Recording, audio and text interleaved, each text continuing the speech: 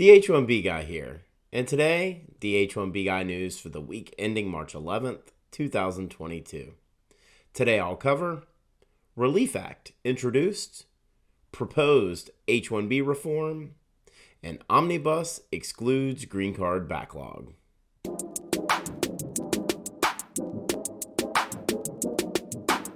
But before we get started, I'd like to ask you, if you haven't already, to please subscribe to the H1B Guy channel here on YouTube and like this video so that I can continue to produce more content like this for you. I also wanted to mention the H1B Guy offers a variety of consulting services. I help businesses and individuals solve complex work authorization issues in the recruitment process while bringing awareness to employment-based immigration benefits. If I can help you, please reach out. I'd love to hear how. And you can book an appointment directly with me via the h1bguy.com. Today's news is brought to you by Syndesis and Path to Canada, the ideal plan B for high-skilled immigrants currently located in the U.S. whose status may be uncertain, and by PERM-Ads.com, the industry leader in providing a seamless experience for employers and immigration attorneys navigating the complex PERM recruitment ad phase of the labor certification process. Now, the news. Well, I'd like to thank everyone who took time to join me on Wednesday for the H1B Guy Live on March 9th, 2022, where I continued the discussion around the H1B lottery, immigration reform, as well as the visa bulletin. If you haven't had a chance, please check that post out. Here are the news stories that interested me most for this week.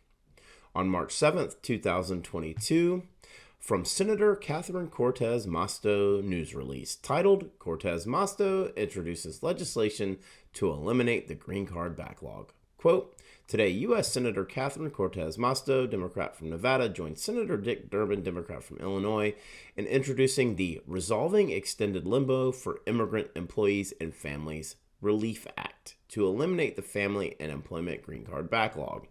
Almost 4 million future Americans on the Department of State's immigrant visa waiting list, in addition to hundreds of thousands of immigrants in the U.S.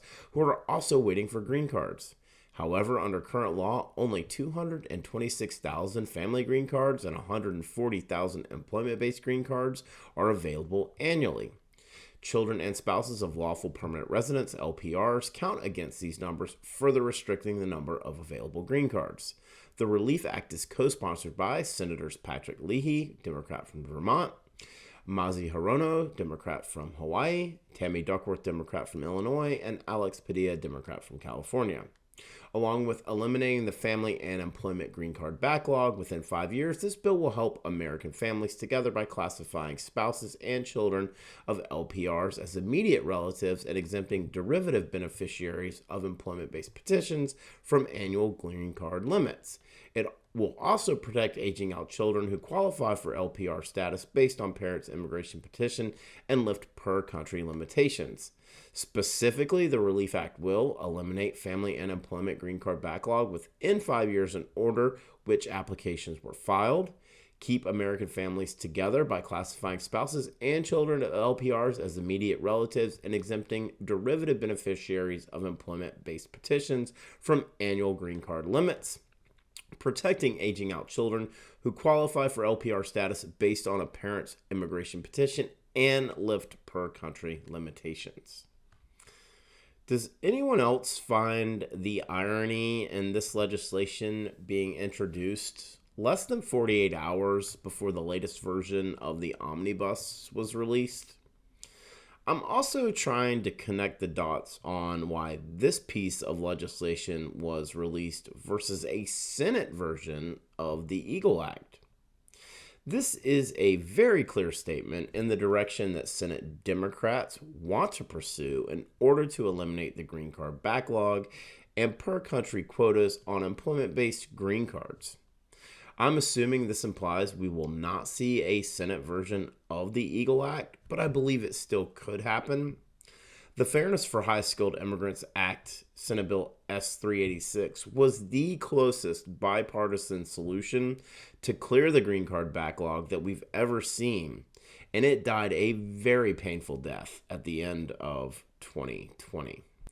I just hope that the Relief Act isn't an illusion from a master magician with eyes on a much bigger gag. On March 8th, 2022, from Staffing Industry Analyst, titled Senators Introduce Bill That Would Toughen H-1B Visa Usage. Quote, with some, such as Senator Grassley and Senator Durbin, have criticized the H-1B program, proponents say it's needed to provide access to needed talent, including tech workers. However, it's unlikely this bill will become law given the partisan divide, said Mark Roberts, CEO of TechServe Alliance.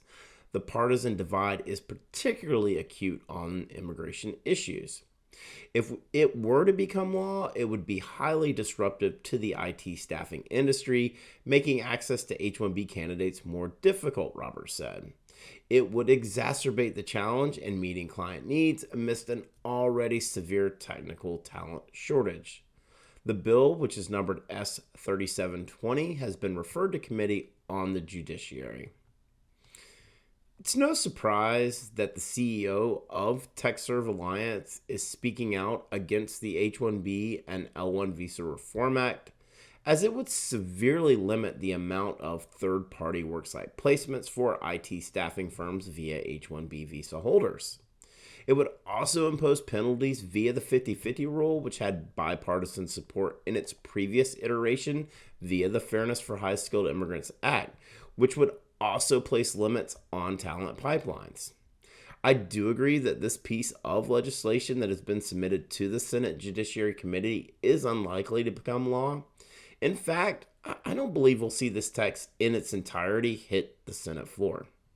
However, I do think that similar language may be used in the future as part of a larger comprehensive immigration reform initiative. The talent supply gap continues to remain a constant issue in the IT staffing industry, and further restricting the H-1B visa, as the article said, will only exacerbate that issue. On March 9th, 2022, in an article written by Ellen Gilmer for Bloomberg Government titled Green Card Backlog Fix Drop from Lawmakers Budget Deal. Quote, immigrants stuck in chronic green card backlogs lost out on policy solution and government funding deal, lawmakers unveiled earlier Wednesday. The Department of Homeland Security spending bill omits previously drafted provisions that would have salvaged unused immigrant visas from recent fiscal years beset by processing delays. House and Senate appropriators and bills proposed last year had included measures to recapture family and employment-based immigrant visa numbers from fiscal 2020 and 2021. Chris Murphy, Democrat from Connecticut, the Senate's top Homeland Security appropriator, previewed the move Tuesday, noting that many policy provisions had to be dropped during negotiations with Republicans. There was a limited appetite for those riders, Murphy said, referring to policy provisions that lawmakers often try to attach to must-pass appropriations bills.